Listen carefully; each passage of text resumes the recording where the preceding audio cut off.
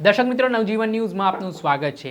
ડેડિયાપાડાના ધારાસભ્ય ચૈતર વસાવા પોતાની લોકપ્રિયતાના કારણે આદિવાસી વિસ્તારોમાં ચર્ચામાં જોવા મળે છે। આમ કહેવાય છે કે ધારાસભ્ય ચૈતર વસાવાને લઈને આમ આદમી પાર્ટી આદિવાસી બેલ્ટમાં છે। આમ આદમી પાર્ટીના લઈને ચૈતર વસાવા નહીં તેવી ચર્ચાઓ પણ થાય છે। ત્યારે વચ્ચે વરિષ્ઠ પત્રકાર જગદીશ મહેતાએ એક આંકલન કર્યું છે, જેમાં અવારનવાર ધારાસભ્ય ચૈતર વસાવા ભીલ પ્રદેશની વાત પણ કરતા હોય છે।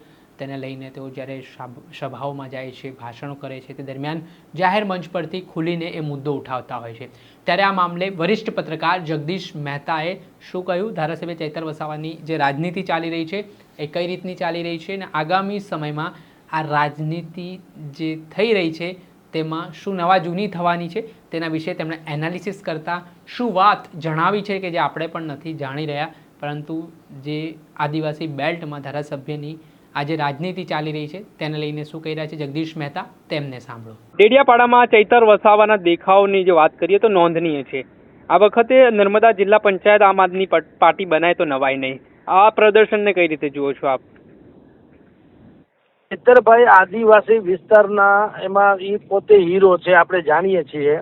અને કમનસીબે એના જેવું ચરિત્ર કે એના જેવું ફેસ એ ભારતીય જનતા પાર્ટી કે કોંગ્રેસ, ચૈતર જેવું તો કોઈ ઊભું ન કરી શકું। ભાઈ આપણા વસાવા બંધુ ભારતીય જનતા પાર્ટીમાં છે, પણ એ છે પણ પાછા ઈ ફળે એના કરતા નડે વધુ એવું થાય એના નિવેદનો થકી।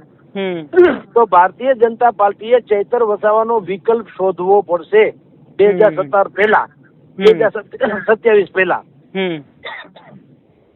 યા તો ભંગાણ પાડે, કારણ કે એક વાત એવી પણ છે કે ચૈતર વસાવા હવે આમ આદમી પાર્ટીમાં તો ખેર, પણ ઈ આદિવાસીઓના મસીહા તરીકે ઉપસવા માંગે છે।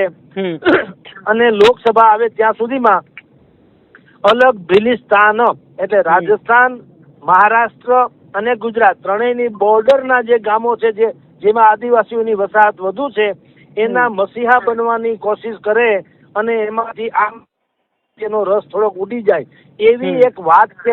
હિલચાલ ચાલી રહી છે, હજી ફાઇનલાઇઝ નથી થયું, પણ એ સંકેતો મળે છે।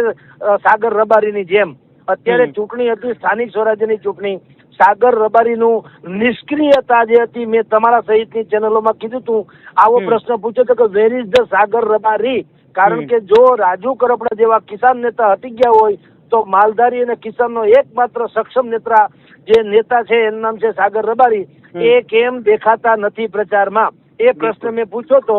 એવો જ બીજો પ્રશ્ન અત્યારે છે, ચૈતર વસાવા સૌરાષ્ટ્ર ગુજરાતમાં દેખાતા કેમ નથી, માત્ર આદિવાસીઓની જ રાજનીતિ કેમ કરે છે? એટલે આદિવાસીના રાજનીતિના નામે એને ચૈતર વસાવાને કંઈક અલગ કરવાની કોશિશ યા તો ચૈતર વસાવા પોતે કરી રહ્યા છે અથવા તો એને કરાવવામાં આવશે।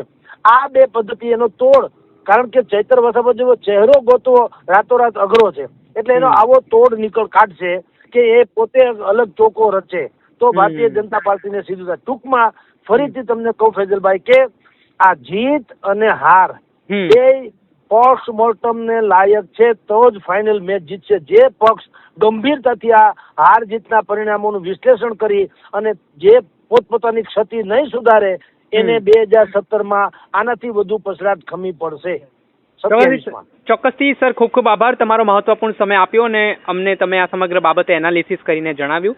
આભાર sir, thank you so much, તમે જોડાયા। આપણે સાંભળ્યા હતા વરિષ્ઠ પત્રકાર જગદીશ મહેતા। તેઓ દરેક મુદ્દા પર પોતાનું આંકલન કરતા હોય છે, સચોટ માહિતી પહોંચાડતા હોય છે। ગઈકાલે પણ તેમણે જે ચૂંટણી એનાલિસિસનું પરિણામ જણાવ્યું, અગાઉ તેઓ આ વાત કહી ચૂક્યા હતા। તેમના અનુભવ પ્રમાણે તેમણે કહ્યું જે પ્રદર્શનો પાર્ટીનું રહ્યું તે કદાચ તેમની જે ભવિષ્યવાણી છે તે સાચી પણ પડી। ત્યારે ધારાસભ્ય ચૈતર વસાવાની રાજકારણની વાતો તેમણે કહી। દર્શક મિત્રો, આવા જ વિડીયો જોવા માટે નવજીવન ન્યૂઝ જોતા રહો।